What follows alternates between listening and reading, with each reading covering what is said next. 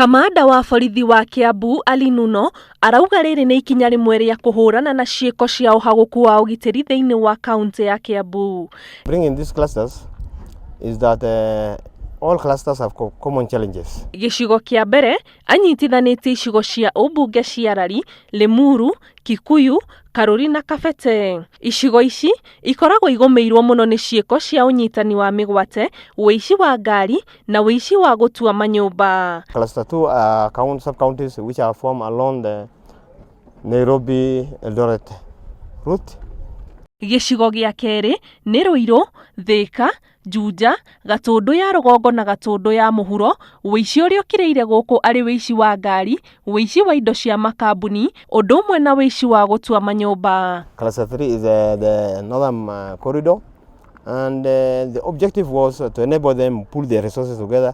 Gĩthũngũri, Kiambaa na Kiambu ikĩgũmĩrwo nĩ ũici wa kahũa, mahiũ, ũndũ ũmwe na ũici wa gũtua manyũmba na matuka, igĩturanĩrwo hamwe gũthondeka gĩcigo gĩa gatatũ rungu rwa mũbango ũyũ mwerũ. It is a takeaway from here that I'll go look at my county and I can also subdivide it in clusters for the better management of crime. Mũbango-inĩ ũyũ, maobitha kuma gĩcigo-inĩ kĩmwe nĩ marĩhotaga kwaranĩria na maobitha gĩcigo-inĩ kĩngĩ, makĩria hĩndĩ ĩrĩa ekinaĩ morĩra kuma gĩcigo kĩrĩa maratabanirie wĩkinaĩ na mathiĩ kwĩhitha icigo-inĩ ingĩ na makahota gũtabania birigiceni marĩ hamwe. Because the challenges they are facing are similar.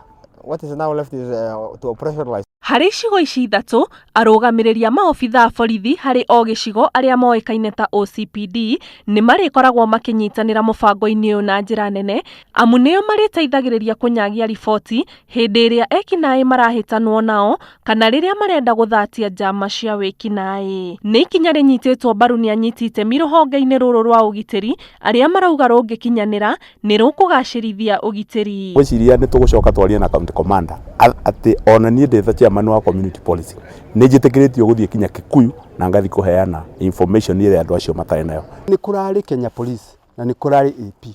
Rĩu thaa ici othe me kĩndũ gĩkĩ, me kĩndũ kĩmwe. Ũguo gũtirĩ hĩndĩ maroka nao kũgayũkania atĩ ithuĩ twĩ AP kana ithuĩ twĩ Kenya Police. Atongoria a matũra magĩtanywo kũnyita itemi nene harĩ gũkinyanĩria mũbango ũyũ, arĩa marauga makoragwo makĩritũhĩrwo harĩ kũhũrana na ciĩko cia ũhagũku wa ũgitĩri matũra-inĩ mao, makĩria rĩrĩa ekinaĩ marĩ rĩhithĩro-inĩ nja wa matũra marĩa marũgamagĩrĩra. Ngĩribotera Inooro TV, njĩtagwo Annie Ngigĩ wa Nyamũ.